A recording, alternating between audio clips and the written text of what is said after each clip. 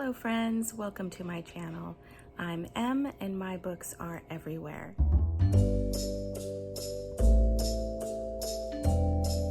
Welcome to another What's Up Wednesday, and this is for the Wednesday week ending July 15th, 2025. So what did I finish this week? I finished Medals in the Attic by Cathy, Elliott, and this is book 2 in the Annie's Attic mysteries. And this was a good, cozy mystery that didn't involve murder. So if you like mysteries but aren't into murder and stuff like that, you may enjoy this series. I just counted them. I have like 9 or 10 books so far, and all of them feature a mystery, but none of them are a murder mystery. They're usually a mystery surrounding items or people. In this case, this mystery that Annie, the main character, is trying to solve is who certain metals that she found in the attic of a house she inherited from her grandmother, who they belonged to. She thought at first that they were her grandfather's, but quickly realized that they couldn't be, or if they were, why were they hidden when his other metals were proudly displayed in another part of the house. So this was a very interesting mystery. I enjoyed it very much, and I will be continuing on in the series. I do have, like I said, already 9 or 10 books in the series, and I get a new one each month. There are several in this series, like over 20, so I will be subscribed to that for quite a while, at least another year, I think. And I did finish Murder in Mesopotamia by Agatha Christie, and this is a murder, it's a Poirot mystery. So if you like Poirot, this is one of his mysteries. And in this book, I listened to the audio and read in the paperback. And this is my paperback from quite a while ago. I think my uncle gave it to me one year for Christmas. He gave me a bunch of books and several Agatha Christie's. So this was one of the ones that he gave me. And this is told by Nurse Leatherin, and she has been hired to be a companion for Louise Leidner, who has been suffering from her nerves, and she was hired by the husband, Eric Leidner, who is a archaeologist, and he's out on a dig, and there's kind of like a shadow over the archaeological party in this year of the dig, and everybody thinks that it's because Mrs. Leidner is having these episodes where she is afraid or anxious or nervous and stuff like that, so they think that it's casting a shadow over the dig party, which normally is very happy and very family-like. It was a fun mystery. I have read this one several times before and enjoy it every time.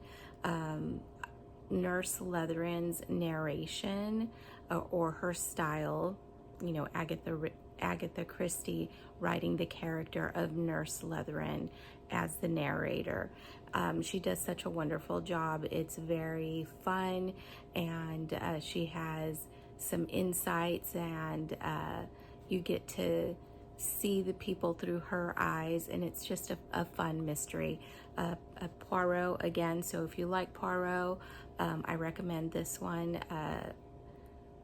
And if you haven't read any Poirot, I think this would be a good one to dip your toe into Agatha Christie and Poirot. Sorry about the shaky camera. My cat is walking around where I have the tripod set up. Okay. So, yes, I recommend this if you haven't tried Agatha Christie or Poirot. This is a good little introduction. Personally, I would start at the beginning with The Mysterious Affair at Styles, but this is a slim book, and so would be a quick read, and it's a fun one. And I also finished While My Pretty One Knits by Canadeo, and this is a cozy mystery, a cozy knitting mystery, and if you have watched my channel, you know that I love those. This is a Black Sheep knitting mystery series, and it features the Black Sheep knitters Maggie, Lucy, Dana, Suzanne and Phoebe that meet once a week to knit and to chat. And Maggie Messina is the owner of the Black Sheep Knitting Shop, and her shop rival, Amanda, that owns a shop across town, is murdered, and she is the chief suspect. And so the knitting group kind of gets involved in solving that mystery. I will say that I was confused a little bit at the beginning because the blurb on the back makes it seem like Maggie is the one that's kind of heading the investigation per se. But as I was reading, like everything seemed to be from Lucy's point of view, and this is a third person point of view, but it's limited, and it's limited to Lucy, not Maggie, the shop owner. So it seems like Lucy is the one that is going to be, or at least in this book, she was the one that took the front of the investigation, and while Maggie was the suspect. Once I figured that out, I got along really well with the rest of the story. Just like I was expecting it to be Maggie, and when it was Lucy all the time, I was like, well, when are we going to get to Maggie? And we didn't, because it's all from Lucy's point of view. And but it was a fun mystery, and also in this edition that I have, it includes a link to some knitting patterns, and it has directions for dyeing with Jello, and dyeing yarn with Jello, and I have not done that. I have used Kool-Aid, and that it was a pretty fun thing, and I have dyed yarn with regular acid dyes. I've never tried Jello, but it has the instructions in here, so I may be trying that sometime this summer. And it also has a recipe for guacamole, so lots of little fun extras in this book, and I did enjoy it and will continue with this series. Okay, next, what I have in progress. So I am still reading on my Kindle, which, guys, check out my cute little stickers. I'm reading for Jane Austen July, The Genius of Jane Austen by Paula Byrne, and it's all about how Jane Austen's writings are perfect to be adapted for plays and for movies and all those kinds of adaptations. And it's very interesting and fun so far, so I look forward to finishing that. And sorry for the shaky tripod. Now my other cat, Audrey, has come around and decided to stomp around and move things. All right. And the other thing that I have in progress, that's mostly what I've been reading the last couple of days, is Pride and Prejudice. And I'm reading in this book, and I'm right there, so a little over halfway. I am on chapter 39. So we're past the part of Lizzie's misunderstanding of Darcy's character. So it's getting into my favorite parts. So actually, I do have some favorite parts before this, because I just think this is so funny. It makes me laugh. I love it. I'm not only physically reading it, I'm also listening to the audio narrated by Catherine Kellgren, who is one of my favorite audiobook narrators. Unfortunately, she did pass away. She had an illness, but she has hundreds of books that she has narrated. So if you're ever looking to find a book to listen to and she's the narrator, you're gonna have a good time. But anyways, Pride and Prejudice, I love this book.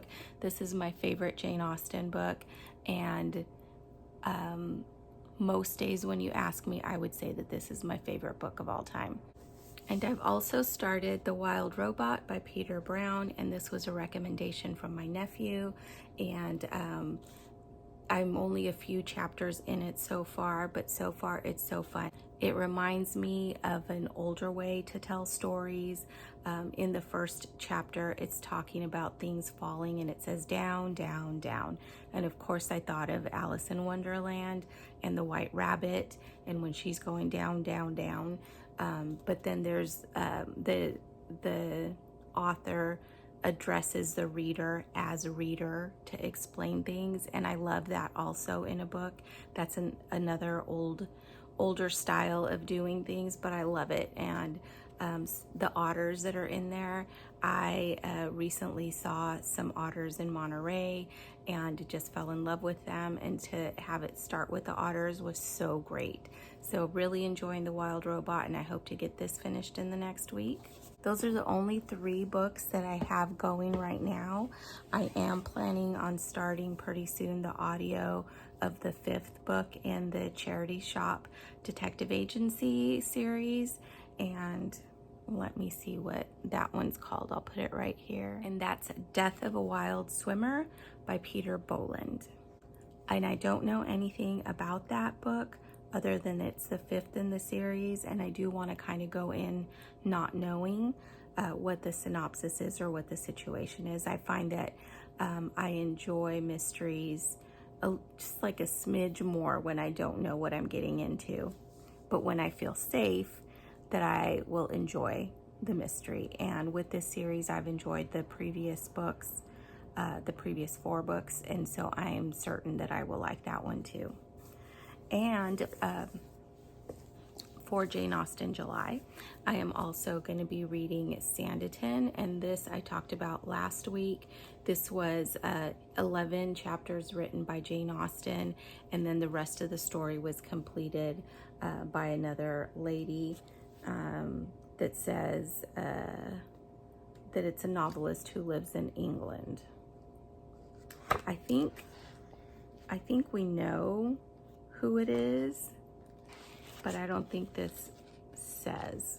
So if I can find it and look it up, I'll put it in the description box below of who the author was that finished it. But yeah, so I'm excited to read this, the 11 chapters that Jane Austen wrote, and then see how close to Jane's style this other author gets, and what she made of the story and how she wrapped it up. So I'm excited to read this coming up. And also up next is A Novel Murder, and this is by Elizabeth Penney. This is part of the Secrets of the Castleton Manor Library, and that series was recommended to me by Cat Reads Books on YouTube.